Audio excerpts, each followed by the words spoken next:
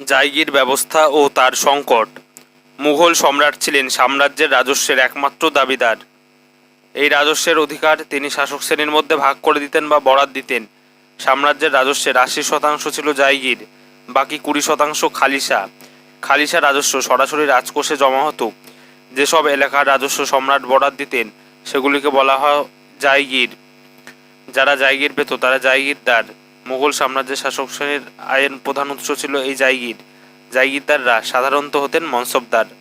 সম্রাট তাকে যে মনসব বা পদ দিতেন তার অধিকারী। এই মনসবদাররা হলেন মুঘলদের শাসক শ্রেণী। আকবর এই মনসব ব্যবস্থা গঠন করেন। অধ্যাপক আতহার আলীর মতে মুঘল সাম্রাজ্যের সাংগঠনিক কাঠামোয় এক বিশিষ্ট স্থান অধিকার করেছিল মুঘল শাসক শ্রেণী। এই শাসক শ্রেণীর ওপর মুঘল সাম্রাজ্যের স্থায়িত্ব অনেকাংশে নির্ভরশীল ছিল। মুঘল শাসকদের প্রশাসনিক কাঠামো ছিল সম্পূর্ণ সামরিক ধাঁচের, আর এর প্রধান ভিত্তি ছিল সম্রাটের প্রতি ব্যক্তিগত আনুগত্য। উচ্চপদস্থ সরকারি কর্মচারীরা সকলেই মনসবদার। 10 থেকে 10,000 মনসবদার ছিল।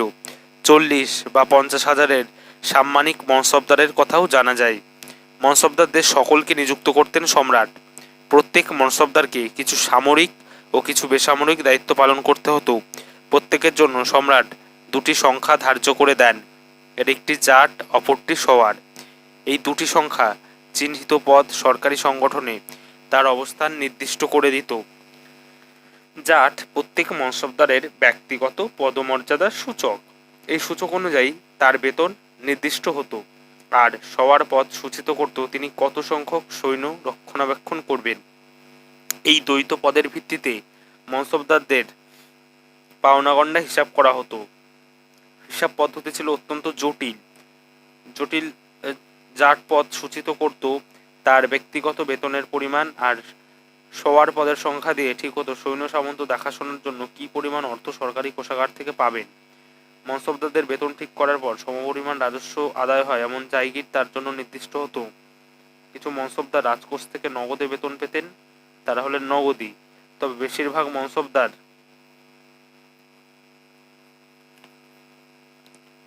রাজস্বের বরাত পেতেন বা জায়গির পেতেন। সরকার রাজস্বের এলাকাগুলি গ্রাম, পরগনা, মহলে ভাগ করে রাজস্ব নির্দিষ্ট করে মনসবদারদের দিতেন। জায়গিরের নির্ধারিত রাজস্ব বা জমার পরিমাণ হতো মনসবদারদের নির্দিষ্ট বেতন এবং সৈন্য রক্ষণাবেক্ষণের জন্য প্রাপ্য অর্থের সমান। এই জায়গিরের ওপর জায়গিদারদের কোনো ব্যক্তিগত মালিকানা সত্ত্ব থাকতো না। প্রায় এক জায়গির থেকে অন্য জায়গিরে তাদের বদলি করা হতো। 6 মাস 1 বছরের মধ্যে অনেকে বদলি হতেন। সাধারণত 2 বা 3 বছর অন্তর মনসবদারদের বদলি করা হতো। মুঘল সম্রাটরা ধর্মজ্ঞ, বিদ্বান ও অসাধারণ ব্যক্তিকে অনেক সময় জায়গির দিতেন। এগুলি হলো আইমা, মাদাদিমাস, আলতাগমা জায়গির। যারা এগুলি পেতেন সারা জীবন তারা তা ভোগ করতেন। এজন্য তাদের কোনো সেবামূলক কাজ করতে হতো না। এদের মৃত্যুর পর এগুলি তাদের পরিবারের লোকেদের ভোগ করতে দেয়া হতো। এদেশের কিছু জমিদার, সামন্ত রাজা পুরুষানুক্রমে জায়গির ভোগ করত। এদের জায়গিরগুলি কখনো হস্তান্তরিত হতো না। এই জায়গিরগুলি ওয়াতন জায়গির নামে পরিচিত। অন্য সব জায়গির তনখা। মুঘল সম্রাটকে আনুগত্য ও সেবা দিয়ে জায়গিরদাররা এগুলি পুরুষানুক্রমে ভোগ করত। সম্রাট ছিলেন মনসবদারদের একমাত্র নিয়োগকর্তা। তিনি তাদের পদোন্নতি ঘটাতে পারতেন, আবার নিচু পদে নামিয়ে দিতেও পারতেন। পদচ্যুত করার অধিকারও তার ছিল। সম্রাট ও মনসবদারদের মধ্যে সম্পর্ক ছিল পৃষ্ঠপোষক ও পোষ্যবৃন্দের, প্যাট্রন ক্লায়েন্ট, ব্যক্তিগত ও সাময়িক। সম্রাটের ব্যক্তিগত গুণাবলী ও যুদ্ধক্ষেত্রে সাফল্যের উপর স্থায়িত্ব নির্ভর করত। সাম্রাজ্য ও সম্পদের নিয়ত বিস্তার ছিল এর স্থায়িত্বের আবশ্যিক শর্ত। সাম্রাজ্যের শেষ পর্বে এর অভাব দেখা দিলে সংকট সৃষ্টি হয়। মুঘল শাসক শ্রেণীর সংখ্যা ছিল খুব সীমিত। 1646 খ্রিস্টাব্দে মোট মনসবদারের সংখ্যা ছিল মাত্র 8,000। একটি হিসাবে দেখা যায় 1646 খ্রিস্টাব্দে উচ্চস্তরের মাত্র 68 জন অভিজাত সাম্রাজ্যের মোট জমার 36.6% ভোগ করত। পরবর্তী 587 জন ভোগ করত 25%। বাকি ৭,৫৫৫ জন ভোগ করত ২৫ থেকে ৩৩% রাজস্ব। এসব পরিসংখ্যান থেকে যা স্পষ্ট হয় তা হল সাম্রাজ্যের সম্পদ মুষ্টিমেয় শাসক শ্রেণীর হাতে কেন্দ্রীভূত হয়েছিল। বড় মনসবদাররা জায়গির পরিচালনার জন্য প্রশাসনিক ব্যবস্থায় গড়ে তুলতে সঙ্গে থাকত তাদের সৈন্যবাহিনী। এরা সাধারণত বিচার করার ক্ষমতা এবং শান্তি শৃঙ্খলা রক্ষার দায়িত্ব ভোগ করত। ছোট মনসবদাররা এসব অধিকার পেত না। এসব কাজের জন্য তাদের এলাকায় সরকারের নিযুক্ত কাজী ও ফৌজদার থাকত। জায়গিদাররা জমিদার ও কৃষকের ওপর প্রভাব বিস্তার করত। বাকি খাজনার দায়ে এরা জমিদারকে পদচ্যুত করতে পারত। আবার কৃষক চাষ ছেড়ে পালিয়ে গেলে তাকে জমি চাষ করতে বাধ্য করার অধিকারও তাদের ছিল। মুঘল শাসক শ্রেণীতে যারা স্থান পেত তাদের বেশিরভাগ ছিল বংশমর্যাদা সম্পন্ন। স্থানীয় রাজপুত, বালুচ ও খোক্কর সর্দাররা এই শ্রেণীতে স্থান পায়। আওরঙ্গজেবের সময় দক্ষিণী ও মারাঠা সর্দাররা এই শাসক গোষ্ঠীর অন্তর্ভুক্ত হয়। তবে শাসক গোষ্ঠীর বেশিরভাগ ছিল বিদেশি, ইরানি, তুরানি ও আফগান। স্থানীয় বুদ্ধিজীবী, ছোট আমলা ও হাকিম এই শ্রেণীতে স্থান পেয়েছিল। জায়গির পুরুষানুক্রমিক ছিল না, কিন্তু অভিজাতদের বংশধররা এগুলি পেত এবং বহুকাল ধরে এগুলি ভোগ করত। এই শ্রেণী হল জায়গির নির্ভর খানাজাত। মুঘল শাসনের শেষ পর্বে দেখা যায় বিভিন্ন ধরনের লোক শাসক গোষ্ঠীতে স্থান পেয়েছে। কোনো বিশেষ জাতি বা গোষ্ঠী ক্ষমতাশালী হলে শাসক গোষ্ঠীতে তাদের নেওয়া হতো।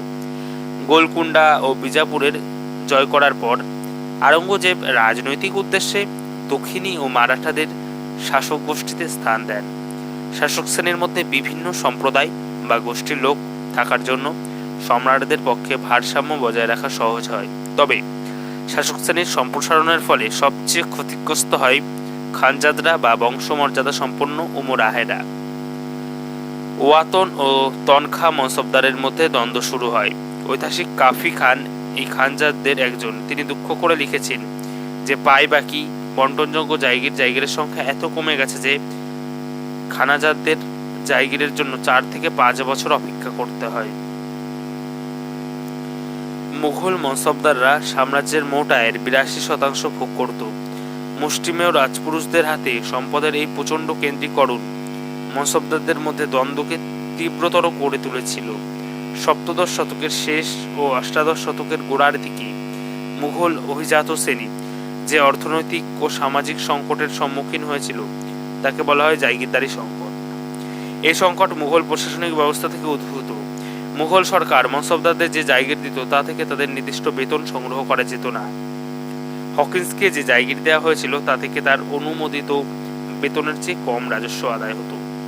পেলসার্ট লিখেছেন যে কাগজপত্রে যে রাজস্ব নির্ধারণ করা থাকে বরাতি বা জায়গিরদাররা তার মাত্র অর্ধেক আদায় করতে পারে।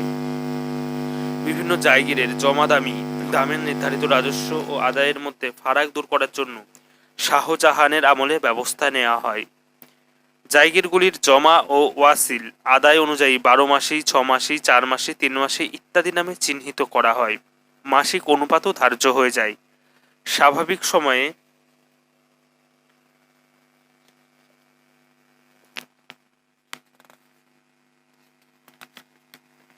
জায়গিরের রাজস্ব আদায়ে বাড়া কমার ঝুঁকিটা জায়গিরদারদের ঘাড়ে চাপানো হতো।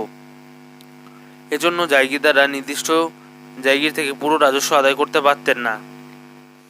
তাকে 4 থেকে 8 মাসের বেতন নিয়ে সন্তুষ্ট থাকতে হতো। জায়গিরদাররা যেহেতু পুরো বেতন পেত না, সে নিয়ম মতো পুরো সওয়ার রাখত না। মুঘল সামরিক শক্তির পতন ঘটাতে থাকে। এমনকি জায়গিরদারদের সামরিক শক্তির এমন অবনমন ঘটে যে সে নিজের জায়গির থেকে ফৌজদারের সাহায্য ব্যতীত রাজস্ব আদায় করতে পারত না। আওরঙ্গজেবের সমকালীন ঐতিহাসিক ভীমসেন লিখেছেন যে তাঁর রাজত্বের শেষ দিকে রাম সিং, হাদা, দলপত, বুন্দেলা ও জয়সিং কাছোয়া ছাড়া এরা সকলে ওয়াতন জায়গিরদার